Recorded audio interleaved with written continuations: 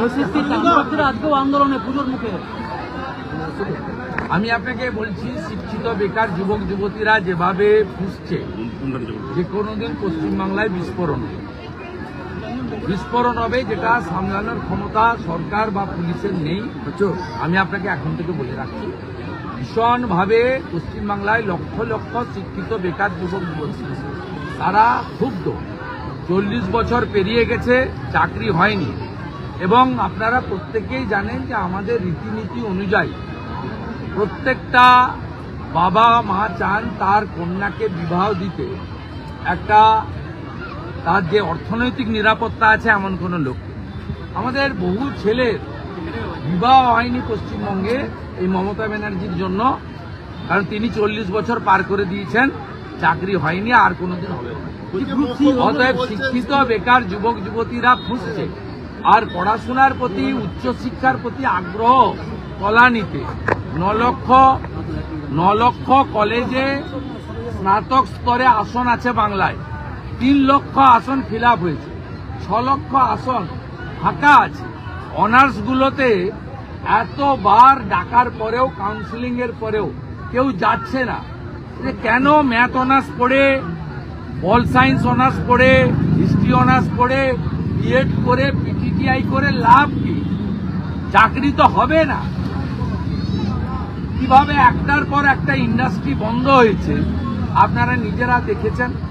এই এলাকায় ডক্টর বিধানচন্দ্র রায়ের হাত ধরে যে শিল্পে জোয়ার এসেছিল, কর্মসংস্থান ছিল, আজকে কি অবস্থা।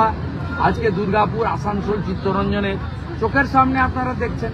তোলাবাজি ছাড়া অন্য কিছু নয়। এলাকার সাংসদ কীর্তি আজাদ তিনি তালিকা করে তিনি কেন্দ্রীয় সংস্থাকে, কোল ইন্ডিয়াকে বলছেন, ইসিএলকে বলছেন ব্যবস্থা নাও। তারপরে ভাইপোর ধমক খেয়ে বলছে আমি প্রত্যাহার করলাম, কিন্তু তীর তো বেরিয়ে গেছে আগে। আপনি আমার সঙ্গে এক্ষুনি চলুন, আপনাকে আমি দেখাবো উকড়াতে কিভাবে কয়লা ঝুড়ি করে, বেতের ঝুড়ি করে মাথায়, এক্ষুনি চলুন আমার পুরোটি আমি চোখে দেখিয়ে দেব কিভাবে এখানে এই সিন্ডিকেট এরা চালাচ্ছে, তৃণমূলের গুন্ডারা। আপনারা তো কার্যত যৌতুক দিয়ে বসে আছেন, কোন দিন ধপাস করে পড়ে যাবে ধস নেমে কেউ জানে না। নিচের তলাটা তো খুলে ফাঁকা করে দিচ্ছে। আপনার বারাবণী, জামুরিয়া, পাণ্ডবেশ্বর, রানীগঞ্জ, আপনার দুর্গাপুরেরও যে অংশে কয়লা পাওয়া যায় গ্রামীণ এলাকায়, সেই সব জায়গায় ইলিগাল মাইনিং, তার মানে যে কোনো সময় ধস নামবে, কোথায় যে কে হারিয়ে যাবে কেউ জানে না। 20% পাস, এই 23-এর টেটে চাকরি দেবে কেন? এটা কি আগে তো অনেক পাস করতে। চাকরি দেবে কেন মমতা ব্যানার্জি? একদম পাক্কা 35% মুসলমান ভোট আছে, 100-তে 100 ওকে দেয়। ওরা ধর্মের ভিত্তিতে ভোট করে, হিন্দুরা ধর্মের ভিত্তিতে ভোট করে না। হয়ে গেল। আর দরকার 10%, 45% হলেই সরকার। এবারে একটা শিক্ষককে চাকরি দিতে গেলে হাই স্কুলে তার স্টার্টিং বেতন 40,000 টাকা, প্রাইমারিতে চাকরি দিতে গেলে স্টার্টিং বেতন 30,000 টাকা।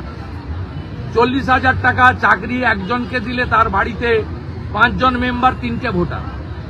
আর সেই 40,000 টাকা যদি 40টা বাড়িতে বিতরণ করে তাহলে 120টা ভোটার।